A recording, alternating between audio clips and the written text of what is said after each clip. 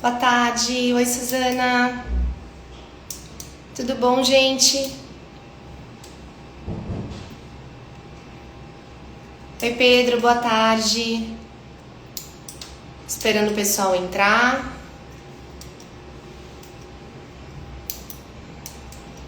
Vamos ver se entra um pouco mais de gente, que daí eu já começo a falar sobre o tema de hoje.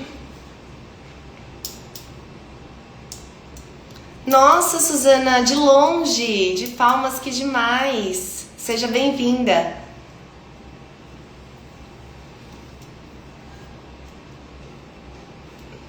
Vamos só esperar mais um pouquinho.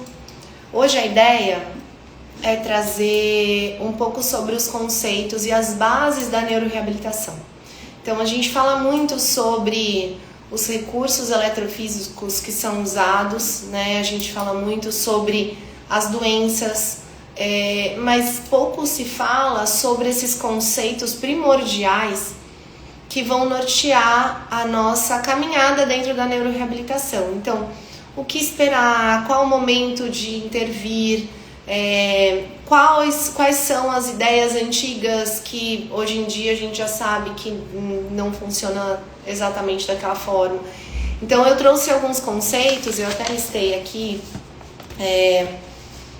7 conceitos que eu acho que são muito importantes da gente ter em mente quando se trata de neuroreabilitação,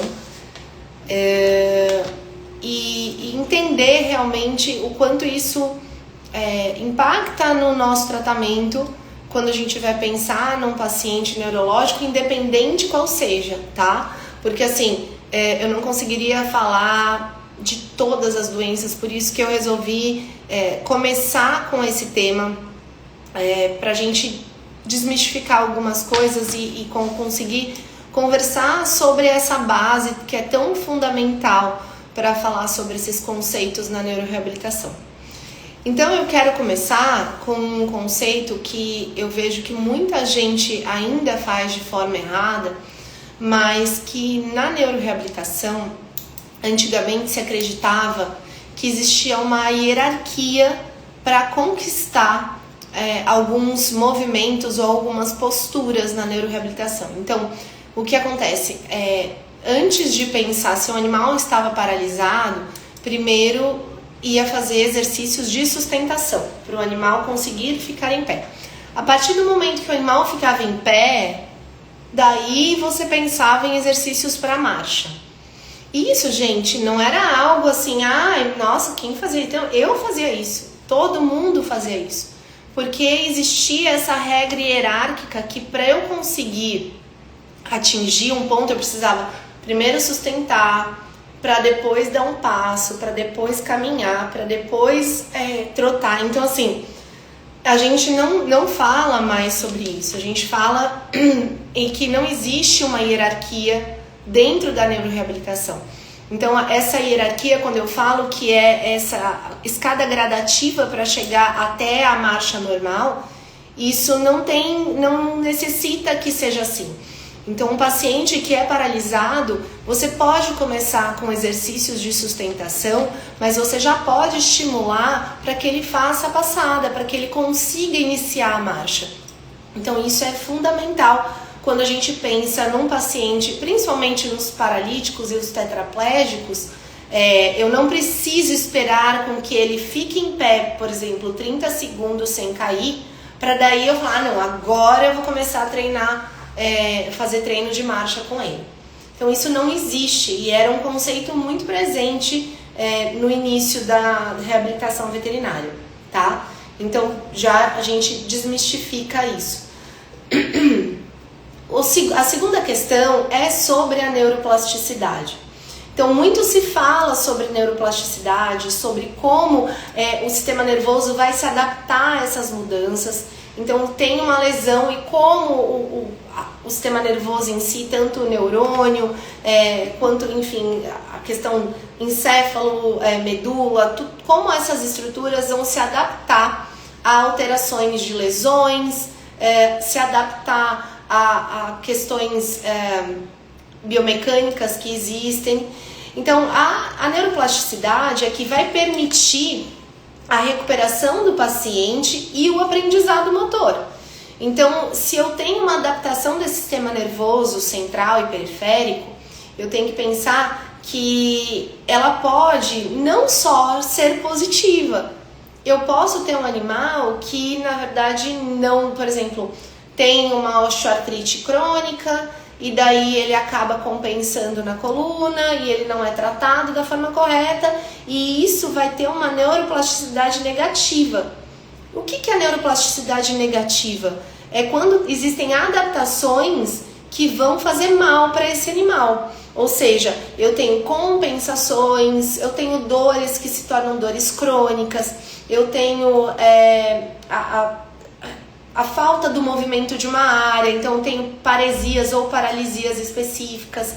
E isso se perpetua porque não existe um agente que vá remodelar aquilo para essa neuroplasticidade ser positiva, que seria quem? Nós, fisiatras, né? Ou acupunturistas. Então, a ideia da neuroplasticidade, que ela só é para o bem, não, ela pode ser para o mal. Então, a neuroplasticidade positiva é quando a gente tem uma adaptação que vai melhorar a função desse paciente. Que eu vou melhorar, adaptar aquela nova condição para eu reabilitá-lo. Então, um paciente com uma lesão de hérnia de disco, com ausência de dor profunda, que fez cirurgia, não voltou a dor profunda, eu preciso fazer com que aquele resto de medula que ficou, junto com, claro, os GPCs, os estímulos de nervo periférico que vão chegar até aquela área lesionada, tudo isso tem uma neuroplasticidade mediada principalmente pelo feedback proprioceptivo, GPCs e esses interneurônios presentes na medula, para que eu tenha uma melhora da funcionalidade do meu paciente, desenvolvendo um andar medular ou um andar desconexo.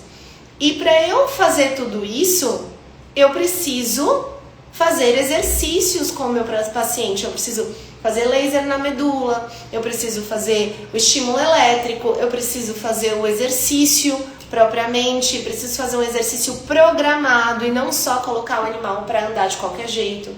Então eu estimulo o flexor, eu estimulo o extensor.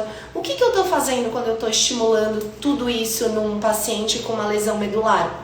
Eu estou tentando fazer com que essa neuroplasticidade seja positiva para ele se adaptar a essa nova situação e melhorar a funcionalidade dele. A partir do momento que ele melhora a função, eu vou reabilitá-lo. Então eu saio dessa condição de neuroplasticidade negativa, né? Que se eu não tratasse ele poderia ter dores compensatórias, ter uma paralisia porque ele não ia ter estímulo para sempre. E não, eu vou trabalhá-lo para que eu lance mão de treinos e recursos eletrofísicos para que eu consiga fazer com que ele volte a deambular da maneira que seja, mas que ele tenha alguma habilidade locomotora. Então eu acho importante que essa neuroplasticidade, que a gente fala como se ela fosse uma coisa assim, nossa, a neuroplasticidade é a medula se reorganizando para voltar a andar. E não é isso. É a adaptação do sistema nervoso frente a uma mudança. E essa adaptação ela pode ser negativa como pode ser positiva. E nós, fisiatras, temos o papel de orientar essa plasticidade. Através do momento que a gente, através da forma que a gente vai complementando com exercícios, montando um protocolo adequado para esse paciente, eu me torno um agente transformador da funcionalidade daquele animal. Eu vou guiar a neuroplasticidade dele para que essa neuroplasticidade venha a agregar na função motora do paciente e não prejudicar com as compensações. Então isso é muito importante, porque a gente fala da neuroplasticidade como se fosse sempre algo bom e não é, tá?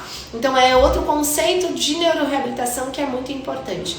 E também a questão da neuroplasticidade, ela se dá principalmente no pós-lesão. Quanto mais tempo a gente demora para intervir num paciente, a gente tem cicatriz glial, a gente tem fibroses, a gente tem compensações que daí a neuroplasticidade se torna negativa. Então é importantíssimo que a nossa intervenção aconteça de forma precoce. Porque o quanto mais cedo nós intervirmos esse paciente, nós começarmos a ser os guias dessa neuroplasticidade positiva, a forma que ele vai se adaptar, por exemplo, à espasticidade dele, vai ser aproveitada para que ele tenha mais estímulos de extensão. O flexor dele vai ser estimulado para que ele comece a fazer a fase aérea do passo. Então tudo isso vai ser mediado por nós, né, que vamos ser os guias dessa neuroplasticidade positiva. Só que é importante ter em mente que isso precisa ser utilizado e iniciado de forma precoce. Eu não posso deixar, o animal tá 1 ano paralítico e eu vou começar. Não é que ele não vai reabilitar, mas se eu penso em fazer uma neuroplasticidade positiva, ele precisa ser de forma precoce, tá? Isso é muito claro. E o terceiro ponto que eu trago aqui para essas nossas bases da neuroreabilitação é que não existe nem número de sessões para cada paciente, né? E nem número de repetições. O que eu vejo muito é que, vindo dos fisiatras, dos meus alunos, eles perguntam muito, tá, mas quantas repetições eu faço desse exercício? E o que vem dos tutores mas quantas sessões vão levar para ele voltar a andar? Infelizmente, a gente não tem como ter uma bola de cristal que consiga falar exatamente em números, né? E eu ter essa previsão para passar ou para o tutor ou para o fisiatra que está em formação, falando sobre uma expectativa. Cada paciente é único e o que a gente já sabe na neuroreabilitação é que quanto mais intenso, quanto maior a carga de exercício, de intensidade, ou seja, mais repetições, mais vezes na semana, eu tenho maiores chances de melhorar a funcionalidade do meu paciente. Ou seja, como eu já falei aqui em outras lives, os protocolos que vêm sendo publicados como sendo base para a neuroreabilitação, que são das professoras Angela Martins e da professora Ludovica Dragoni, são protocolos que usam a reabilitação diária, 6 vezes na semana. Então, por isso a importância de nós aqui no Brasil, que não temos esse costume de internar um paciente para fazer a fisioterapia, a importância de desenvolver um protocolo para mandar para casa. Então eu preciso ensinar o tutor a fazer o estímulo do flexor, o estímulo do extensor, de fazer senta e levanta com ele adaptado, de fazer exercícios de sustentação, de fazer exercícios de marcha. Então, se eu não posso ver esse animal várias vezes na semana, o tutor tem que entender que ele tem grande responsabilidade nessa reabilitação. Não adianta fazer uma vez por semana, não vai ter o mesmo resultado. Pode ser que o animal sem dor profunda não desenvolva o andar dele porque falta estímulo. Então, se eu quero fazer o melhor, eu quero fazer um tratamento de excelência, um tratamento padrão ouro no meu paciente, eu tenho que deixar isso muito claro para o tutor. As pesquisas demonstram que quanto maior o número de sessões, assim, de repetições, de intensidade no treino, maiores são as chances dele voltar a andar. Tanto de uma forma consciente, quanto de um andar medular, um andar desconexo, tá? Então isso é muito importante também. Esses estímulos diários, esses estímulos diários para fazer no paciente, para que ele tenha esse aprendizado motor, né, muito preciso no sentido de fazer a movimentação correta, significa que eu tenho aumentar o volume da prática dele. Eu preciso treinar até o limite, até a fadiga. Então eu vou fazer o exercício até o animal cansar, até eu perceber aquela musculatura já cansada, com fasciculações que demonstrem fadiga.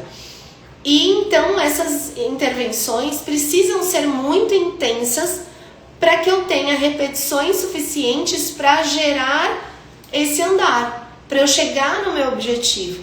Então, se eu não tenho repetições, eu não consigo gerar o que a gente chama de engrama, que é aquela base de repetições que os geradores de padrão central, os GPCs, estão lá estimulando, e esse paciente vai entendendo que aquilo precisa se repetir, e aquilo se torna automático para ele. Então, ó, esse é o meu objetivo, que aquilo fique automático desses nervos, desses reflexos coordenarem, que daí sim eu estou falando de uma neuroplasticidade positiva e não uma neuroplasticidade negativa, tá?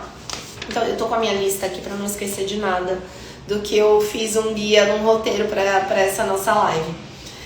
E outra coisa importante, o Pedro perguntou, e quando ocorre aumento de CK sinalizando possível dano muscular? Essa intensidade e frequência devem ser diminuídas? Pedro, eu nunca vi alguém avaliar creatina quinase durante a reabilitação. Eu não sei se vocês fazem isso como uma prática, mas precisa avaliar o quanto que ele teria antes, né, da reabilitação e durante esse treino, se isso prejudica, se isso aumenta esse número. Daí sim você pode repensar no seu protocolo. Mas se você não tem um comparativo com como ele começou e ele está durante a reabilitação, não tem como dizer que houve um aumento que decorre desse estímulo, dessa intervenção, tá? Eu já vi trabalhos que demonstraram isso com natação intensa, mas não com reabilitação. Houve aumento depois do início do tratamento, tudo bem. Mas assim, Pedro, você tem os dados iniciais desse animal? Ou pediram geral e daí estava aumentado? Eu acho que precisa ter essa comparação com o início e não só levar em consideração que está aumentado, sabe? A outra questão importante é quando a gente vê um animal, né, e passa pela avaliação inicial, um paciente neurológico, e eu vou examiná-lo, eu tenho essa avaliação e eu vou montar um protocolo para ele. É importante entender, quem trabalha com neuroreabilitação, que eu preciso que essa avaliação não seja só inicial, e sim seja um processo contínuo. Por quê? Porque cada momento, cada semana que passa, você tem uma mudança do quadro desse paciente. Ou seja, aquele paciente que eu vi semana passada, pode ser que ele tenha alterações, tanto positivas quanto negativas. E ele já é um animal, um paciente diferente hoje. Ou seja, essa avaliação precisa ser constante. Eu não tenho como ter, aqui é a minha primeira avaliação, eu vou reavaliá-lo daqui a 2 meses. Não. Essa observação dessa melhora ou piora precisa ser diária, porque isso vai determinar a minha conduta. Ou seja, eu vou incrementar esse protocolo com mais exercícios ou eu vou dar um passo para trás, esse animal está com dor e eu preciso primeiro tratar essa dor aguda. Então, a avaliação de um paciente neurológico, ela não termina no primeiro atendimento. A avaliação do paciente neurológico, ela precisa ser constante. E isso implica em determinar o meu protocolo. Então, avaliando diariamente esse paciente, eu vou avaliar o quanto que eu implemento de exercícios ou implemento de analgesia, como eu vou adaptar esse protocolo àquela realidade momentânea daquele paciente, tá? Isso também eu acho bem importante de ter isso claro. E outra coisa importante também de base da neuroreabilitação é que a gente tem que entender que, claro, o diagnóstico de um paciente neurológico, ele é extremamente importante. Tanto que o professor Ronaldo Casimiro fala que não tem, o melhor tratamento é o diagnóstico correto. E com certeza, porque senão você não tem como saber com relação ao prognóstico, à alimentação, qual é o tempo, qual é a intervenção que eu posso fazer. Mas, gente, a gente tem que ter uma coisa muito clara. Na fisiatria, né, para nós fisiatras, nós tratamos muito além da doença. O que eu trato, na verdade, é o impacto dela na funcionalidade do meu paciente. Ou seja, nós fisiatras não tratamos somente a doença, nós tratamos além dela, nós tratamos a funcionalidade, o impacto que ela tem de prejudicar a função do meu paciente. E isso é de extrema importância, porque se eu não entender que eu preciso saber que aquele diagnóstico, por exemplo, vou falar de um caso de hoje, aquela dor está sendo proveniente de uma discoespondilite. Então, para mim, o diagnóstico é de extrema importância porque ele vai determinar o meu tratamento. Só que eu não quero tratar só discoespondilite, eu não vou fazer a urocultura, hemocultura e vou tratar com antibiótico aquele paciente e analgésicos, enfim, acabou. Eu preciso começar a fazer exercícios quando essa dor estiver controlada para corrigir os danos funcionais que essa doença começou a causar naquele paciente. Então, como fisiatra, eu me preocupo além do diagnóstico e me preocupo com o impacto que o diagnóstico vai ter na função do meu paciente. E isso é, assim, o que diferencia o fisiatra de um clínico geral, de um ortopedista, de um neurocirurgião. Porque eu me preocupo no a longo prazo. Eu me preocupo em como essa movimentação vai estar afetada, porque é a preocupação da qualidade de vida do paciente. Então, claro, o diagnóstico não há dúvidas que ele é o mais importante, porque ele vai impactar no prognóstico, ele vai impactar nas possíveis limitações que esse animal vai ter, né, de movimento, ou de amplitude articular, ou de sustentação. Vai impactar também no tempo que ele vai levar para responder ao tratamento. Então, o que eu posso esperar dele por conta dessa gravidade da lesão? Então, é uma neoplasia? O quanto será que eu vou ter algum ganho? Ou é uma mielopatia degenerativa? Então, numa doença neurodegenerativa, o quanto que isso é prejudicial? E isso tudo, gente, é importante pensar que, então, que esse diagnóstico ele vai acabar de uma certa forma implicando que ele norteia o meu raciocínio clínico para determinar o protocolo que eu vou seguir. E a partir desse protocolo eu vou trabalhar o que o diagnóstico vai prejudicar, né? O que aquela doença vai prejudicar o meu paciente, a funcionalidade do meu paciente. Que é o nosso foco na neuroreabilitação. Impactar positivamente na funcionalidade e na qualidade de vida do meu paciente. Então, essa para mim, esses pontos que eu trouxe para vocês inicialmente, para mim, são a base da neuroreabilitação. Esses conceitos de neuroplasticidade positiva precoce, da ausência da hierarquia, do impacto do diagnóstico na funcionalidade, não somente no tratamento, isso tudo é o que vem como foco principal, independente da doença neurológica, e que muitas pessoas esquecem. Muitas pessoas, eu percebo que olham só a doença e o tratamento, mas você sabe o porquê? Você sabe como você vai atingir isso? Então, fica aqui minha sugestão de que a gente tenha mais bases para poder aplicar depois em cada doença específica, tá? A Suzana falou, minha maior dificuldade é com pacientes oncológicos com problemas. Suzana, você não falou os problemas, se você escrever aqui, mas os pacientes oncológicos, na verdade, não é uma dificuldade sua, é uma dificuldade de todo mundo, né? Porque afinal, um paciente oncológico, ele tem grandes limitações de recursos recursos eletrofísicos, grandes limitações em movimento, dependendo do tipo de tumor. Então, não ache que é uma limitação sua, é uma limitação, uma dificuldade do próprio paciente, que daí a gente tem que conscientemente lançar a mão do nosso conhecimento para tentar melhorar a condição desse paciente, mas nem sempre é possível, tá? Nem sempre é possível.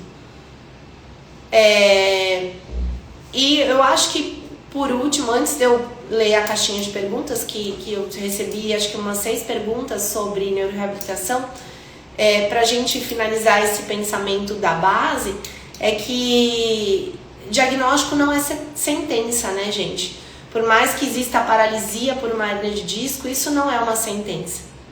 o diagnóstico, ele precisa nortear o meu protocolo de tratamento, ele precisa ser base do meu raciocínio clínico, mas ele não vai ser a sentença de um animal dele morrer paralítico, tá? Então, o importante é sempre pensar em como eu vou otimizar a vida desse meu paciente, como eu vou trabalhar a funcionalidade dele, certo? Eu vou tentar ler aqui as perguntas, perdão, aí eu vou conseguir aqui colocar, vai ser ótimo. A primeira pergunta que acho que está aparecendo para vocês, que eu tive na caixinha, foi como fazer cinésio em pacientes grandes, pesados, com tetraparesia. Acho muito difícil, realmente, é muito difícil. Por isso existem alguns suportes, né, que facilitam a sustentação.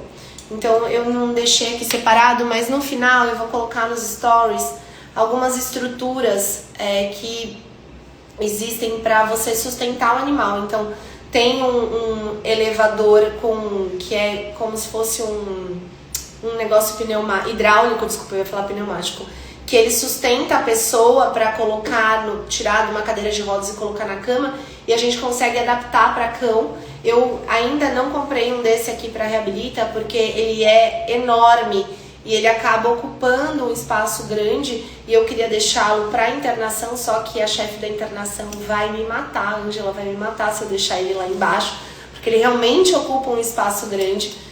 Existem alguns guindastes mesmo de instalar no teto. Aliás, aqui no salão de cinésio eu tenho a instalação já feita e falta adaptar esse guindaste para sustentação. E a gente usa muito bola e feijão para poder sustentar esses animais, mas realmente trabalhar a cinesioterapia em pacientes grandes é um trabalho de equipe, não é um trabalho de uma pessoa só, tá bom? Mas essas são as possibilidades. Eu vou compartilhar agora outra pergunta que eu recebi aqui. O que fazer na reabilitação de lesão de neurônio motor inferior, já que não iremos focar em andar medular?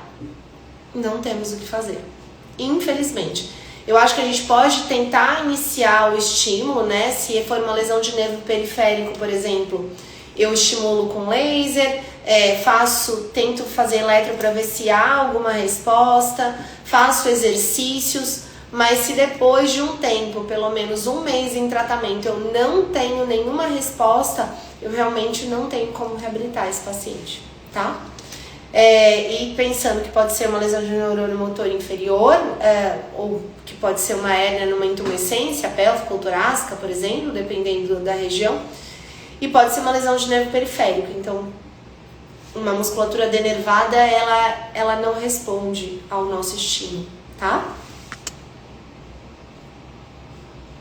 Deixa eu ver aqui a próxima pergunta. Exercícios para hiperextensão de joelho em animais paralisados. Primeiro a gente tem que pensar, por que existe a hiperextensão do joelho? Alguém que está online presente aqui, consegue me responder? Por que vocês acham que a gente tem uma hiperextensão de joelho? Eu tenho um aumento do tônus, eu tenho uma espasticidade, né? E esse estímulo do neurônio motor superior, né? Quando você tem, essa lesão de neurônio motor superior que deixa essa espasticidade, faz com que o animal fique extremamente espástico e com um tônus aumentado, com reflexos aumentados. Então, muitas vezes é difícil eu trabalhar a flexão desse animal. Eu já tive pacientes que a gente teve que trabalhar muito a flexão. Então, o que eu faço para trabalhar a hiperextensão? Eu faço flexão.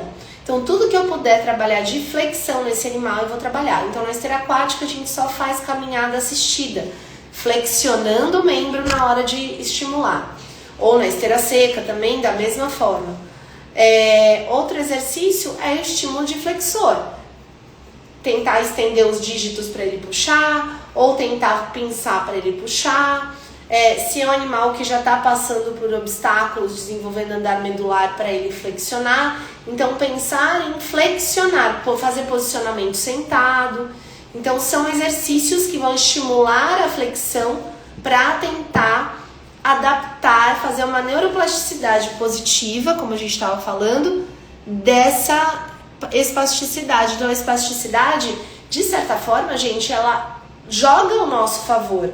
Porque se não fosse a espasticidade, eu não poderia gerar um andar medular ou um andar desconexo no paciente. Um animal flácido não faz.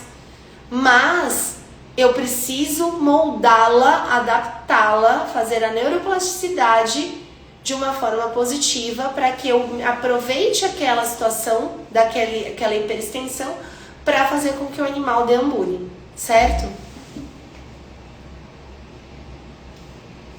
Deixa eu ver aqui o próximo. A hidroesteira é essencial na neuroreabilitação e para desenvolver o andar desconexo. Na minha opinião, a hidroesteira ela não é fundamental, não. Mas a esteira em si, que é o pulo do gato. Por quê? Porque eu consigo gerar um padrão locomotor totalmente programado. Eu consigo gerar um padrão locomotor que eu vou estimular o engrama para estimular esses GPCs, fazendo um feedback proprioceptivo e gerando esse padrão locomotor de automaticidade. Então eu vou lá e faço o movimento. Então eu, Marcela, pego o meu paciente. Voltou, gente? Só me dá um feedback aqui, porque tava pausado aqui pra mim. Tá todo mundo aí? Alguém me responde, por favor? Voltou. Obrigada, Rafa. Eu preciso ter uma padronização do movimento. Então, eu posso fazer sozinha, colocar os membros torácicos no step e daí colocar um disco e ir fazendo, mimetizando a passada. Só que uma hora eu vou cansar, pode ser que eu faça algum movimento que não seja totalmente sincronizado. Então a esteira, independente se seja aquática ou uma esteira seca, ela vai me ajudar nessa padronização do treino locomotor, tá? Então é isso. Claro que a esteira aquática ajuda em animais mais pesados por ajudar na sustentação, mas numa esteira seca, se você tem faixas que ajudam a sustentar o peso do corpo, você vai lá e trabalha da mesma forma. Então, a hidroesteira não é essencial, mas a esteira ela é muito importante para colaborar nessa formação da marcha, tá? Deixa eu responder aqui. Professora, por gentileza, se me permite tirar uma dúvida fora do tema. Bia, eu vou terminar então todas as perguntas para depois a gente falar do que é fora do tema, porque o foco hoje é a neuroreabilitação, tá bom? Então eu vou primeiro responder as perguntas aqui da caixinha, ou quem quiser mandar pergunta de neuroreabilitação, vou focar nisso primeiro. Animal sem dor profunda pode voltar a deambular? Com certeza.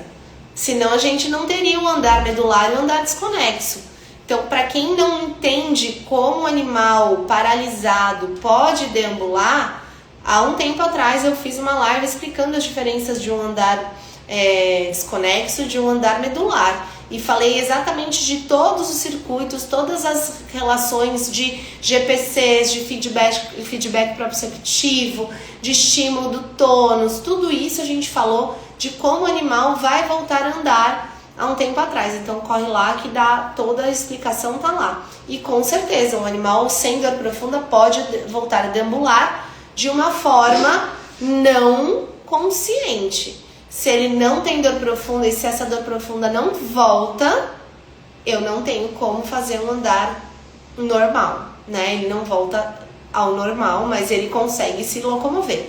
Ele consegue deambular, a função dele é preservada. Mais uma pergunta aqui.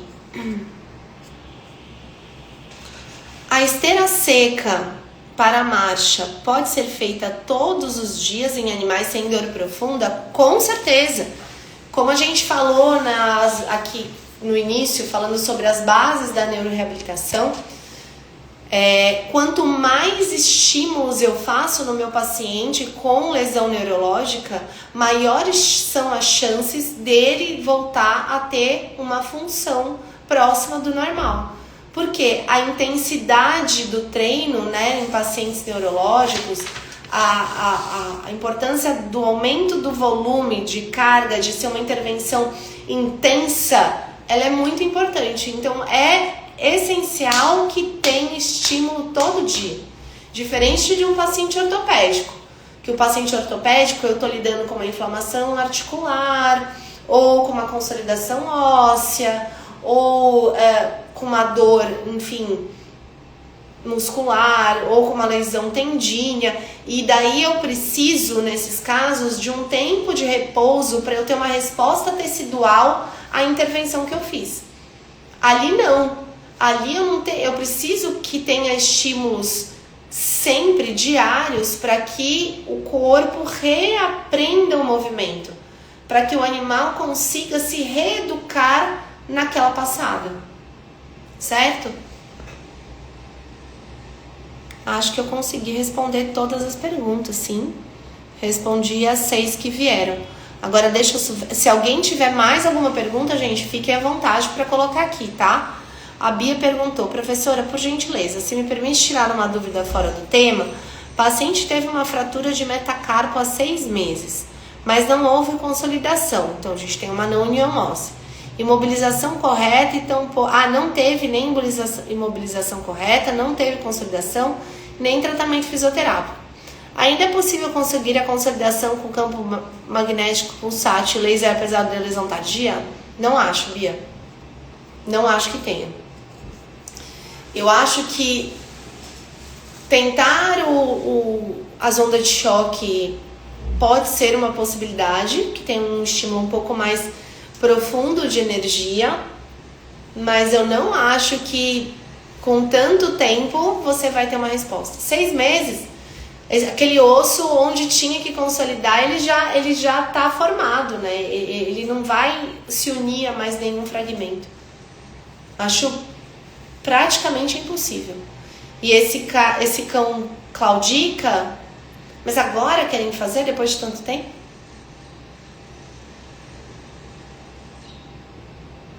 Né? Não tem, é um estímulo que não vai ter como. E outra coisa, gente, importante lembrar, que não é o tema de hoje, mas as fraturas precisam ser estimuladas com descarga de peso, tá?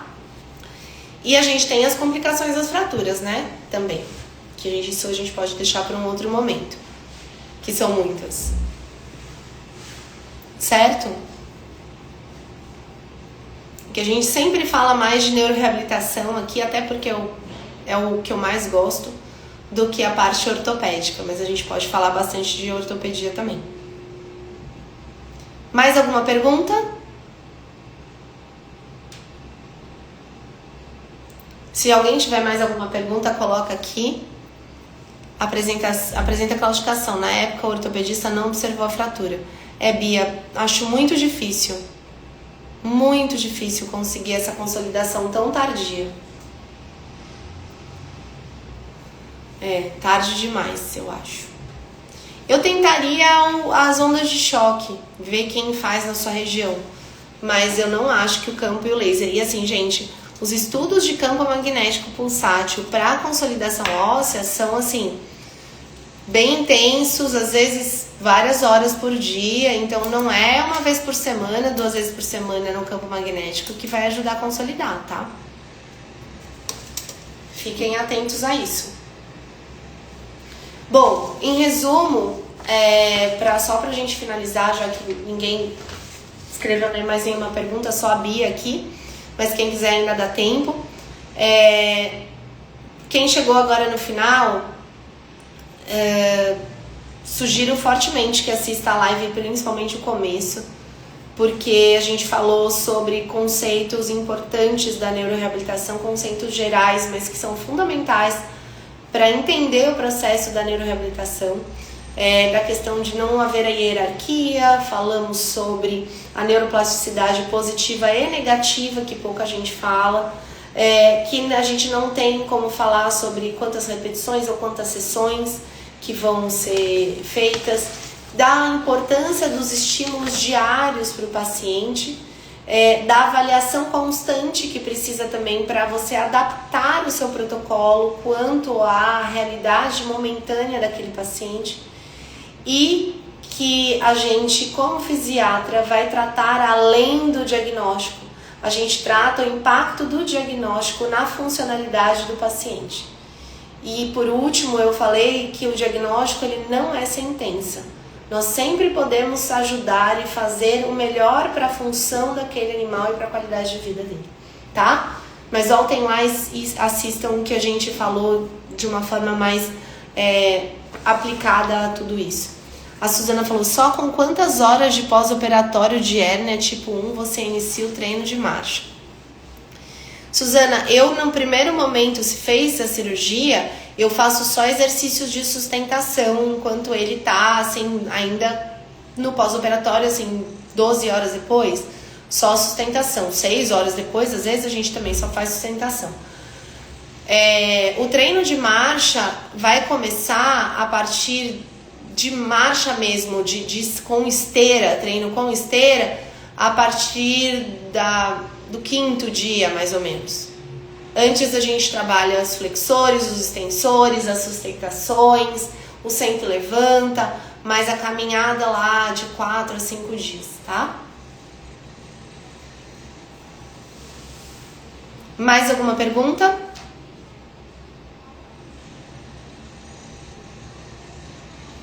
Não? Espero que vocês tenham gostado. Depois me deem um feedback se vocês curtiram isso. E o que eu quero deixar de recado, que é importantíssimo antes da gente finalizar. Eu decidi fazer essa live sobre as bases da neuroreabilitação, principalmente porque a gente vai ter 2 eventos sobre reabilitação neurológica que eu vou participar. Então, eu vou estar no congresso da Fisiocare sábado e domingo. No domingo eu vou dar uma palestra a convite da HTMVET sobre reabilitação de nervo periférico, certo? Então eu vou falar lá, quem estiver por lá, por favor, venha falar comigo. Porque às vezes a gente não reconhece os rostinhos por aqui, então é só aparecer. Eu vou estar lá sábado e vou estar lá domingo, tá? Eu vou falar no sábado sobre osteoartrite, mas linkando ao que a gente falou hoje, vou falar sobre lesão de nervo periférico no domingo. Eu só não lembro o horário. E também, na próxima semana, na primeira semana de junho, junto a convite da HTMVET também, a gente vai ter uma masterclass, se eu não me engano, ou um webinário. Eu acho que é uma masterclass que a gente marcou sobre laser na reabilitação neurológica. Então a gente vai falar do laser no nervo periférico, como no congresso, mas a gente vai falar sobre o laser na mielopatia degenerativa, laser nas hérnias de disco, os lasers em todas as áreas da neurologia. Então vocês vão ser convidados, claro, quem sempre me acompanha aqui, mais do que convidado, e a gente vai divulgar assim que a HTMVET puder me der todo as imagens de divulgação, eu divulgo aqui pra vocês. Se eu não me engano, eu tô perdida em data, mas é na semana no dia 4 de janeiro. Eu sei que vai ser uma quarta-feira à noite de 4 de junho, se eu não me engano. 4 ou 6 de junho, mas é uma quarta-feira. E daí a gente vai falar. Então eu quis iniciar todos esses dias de evento de neurologia. Eu repito, Suzana. Então, eu iniciei hoje falando das bases neurológicas. No congresso do Ricardo, da Fisiocare, agora no final de semana, no domingo, eu vou falar sobre lesões de nervo periférico, reabilitação de nervo periférico. E daí, se eu não me engano, 4 de junho, alguém checa pra mim se dia 4 é quarta-feira? Por favor, porque se eu mexer aqui, daí já eu tô sem nenhum calendário por perto. Mas na quarta-feira, à noite, a gente vai ter essa masterclass sobre fotobiomodulação na reabilitação neurológica. Então, como o laser vai ser aplicado para fazer a reabilitação de pacientes neurológicos com vários tipos de afecção. Desde uma hérnia de disco a uma mielopatia degenerativa, a própria lesão de nervo periférico. Então, todas essas doenças todas essas afecções. Então é isso, Bia, quarta-feira, dia 4 à noite, provavelmente vai ter uma inscrição, tá? E daí eu vou colocar aqui pra vocês e vocês se inscrevem no link. Então só fiquem atentos que vai ter esse encontro também online no dia 4, tá bom? Gente, mais uma vez, obrigada pela presença de todo mundo. Um beijo em todos vocês. Quem eu encontrar no congresso, então até sábado, a gente se vê. Quem tiver online, infelizmente a gente não consegue se ver pessoalmente, mas espero que aproveitem e espero o feedback de vocês, de todos esses eventos. Vocês vão me falando se tá agregando no conhecimento para vocês, se isso tá sendo positivo para a formação de vocês, que isso é muito importante para mim e é o que me motiva sempre a poder produzir conteúdo aqui. É sempre trabalhar para que todo mundo consiga ter acesso a conteúdos e poder impactar de uma forma muito positiva na vida dos nossos pacientes, tá bom? Um beijo para todo mundo, boa semana, até mais!